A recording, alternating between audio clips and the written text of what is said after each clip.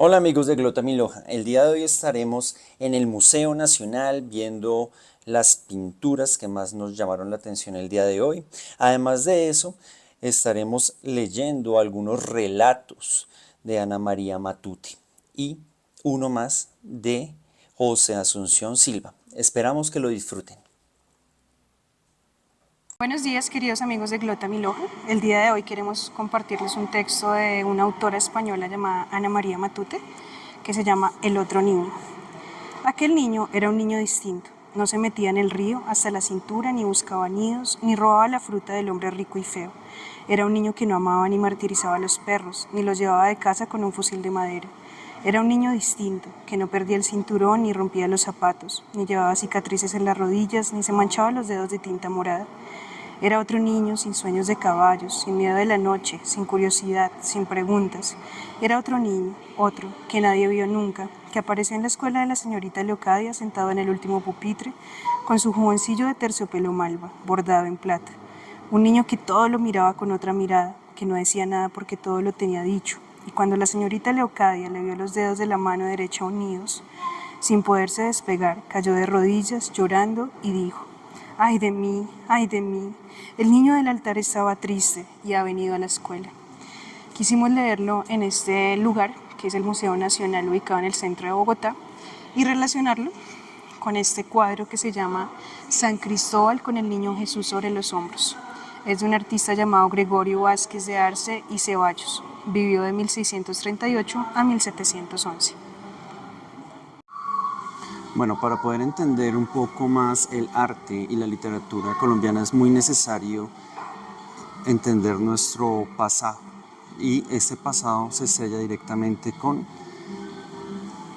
la época imperial española en las tierras suramericanas. Tenemos muchas cosas que nos relacionan, como por ejemplo el catolicismo, el cristianismo católico, como lo apreciamos en esta otra pintura llamada Nuestra Señora de la Luz, porque pues fueron justamente los españoles quienes trajeron esta clase de creencias a nuestras tierras, cosa que todavía se ve en nuestras catedrales y más cosas. Les recomendamos mucho venir por acá. También tenemos Manuel José Mosquera y Arboleda, para ponerles un ejemplo.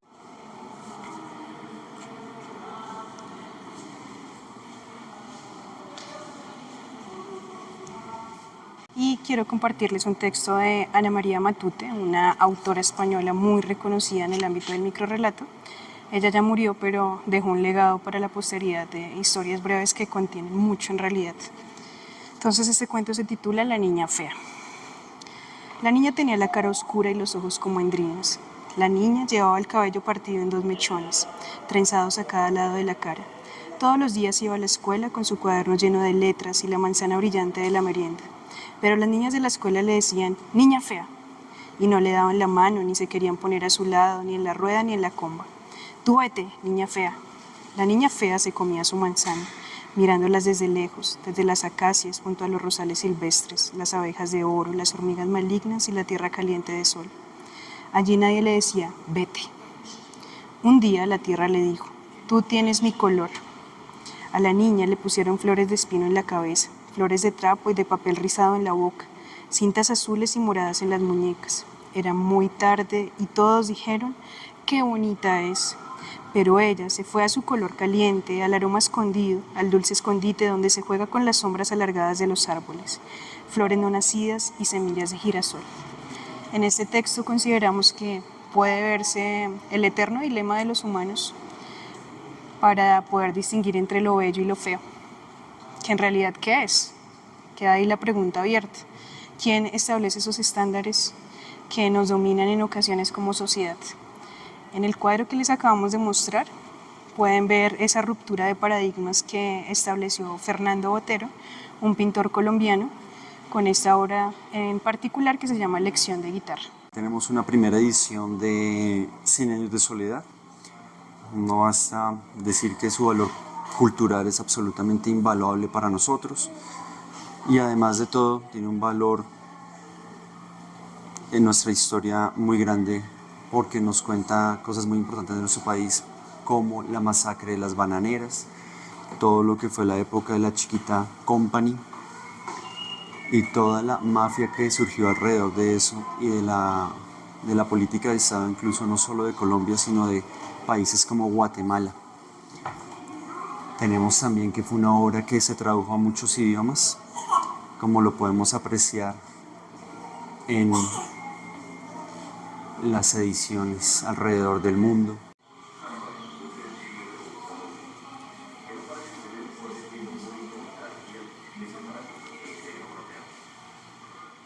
Queremos mostrarles un poco de la artista colombiana Beatriz González, quien destaca por, en su pintura, haber retratado diversas problemáticas de nuestro país a nivel político, cultural, económico, porque ella toma como base para sus creaciones recortes de periódico, de prensa de diferentes épocas. Acá tenemos un ejemplo y es los suicidas de la represa del Cisga. Muchos de nosotros como bogotanos, seguramente al ir hacia Sesquilé, al ir hacia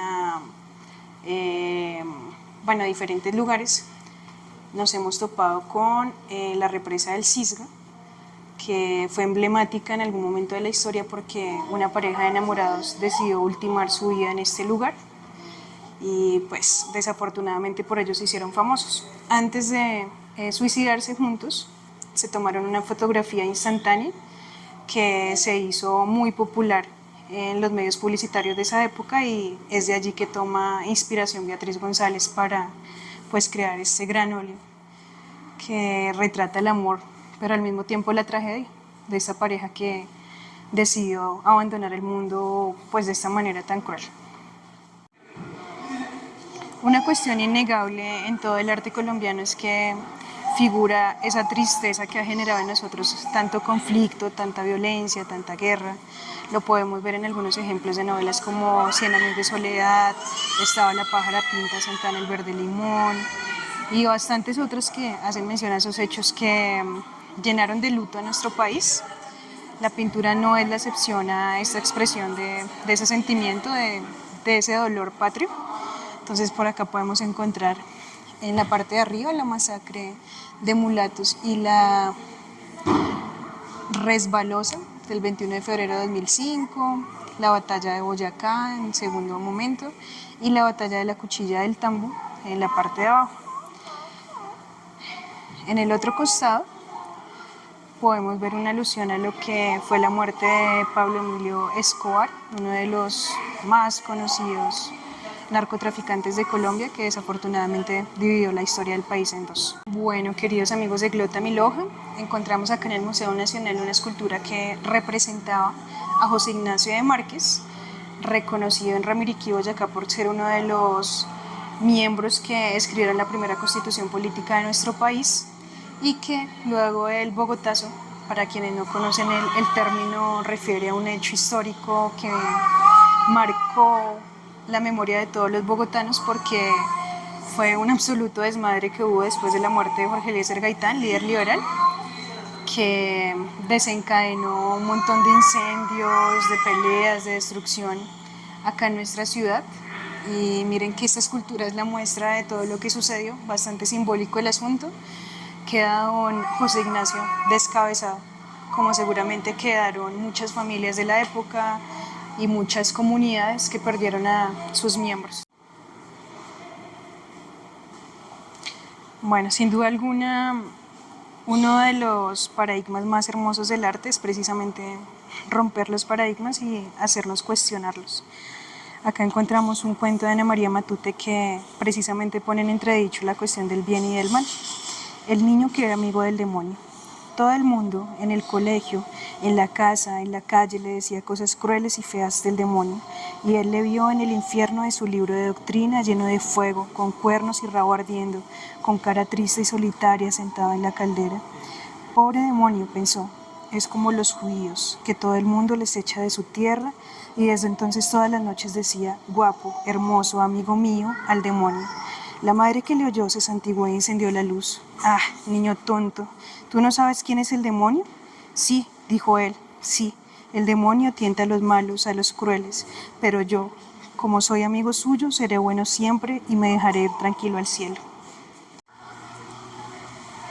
Uno de los poetas más importantes para nosotros los bogotanos es José Asunción Silva porque logró contener en sus versos la magia de nuestra ciudad, tan fría pero tan acogedora que se adentra en lo más íntimo de nuestro ser. Él, con toda y su melancolía, no logró escaparse del humor, entonces acá viene una muestra de ello. Es un poema que se titula El mal del siglo. El paciente. Doctor, un desaliento de la vida que en lo íntimo de mí se arraiga y nace. El mal del siglo, el mismo mar de Werther, de Roya, de Manfredo y de Leopardi. Un cansancio de todo, un absoluto desprecio por lo humano, un incesante renegar de lo vil de la existencia digno de mi maestro Schopenhauer. Un malestar profundo que se aumenta con todas las torturas del análisis. El médico. Eso es cuestión de régimen, camine de mañanita, duerma largo, báñese, beba bien, coma bien, cuídese mucho. Lo que usted tiene es hambre.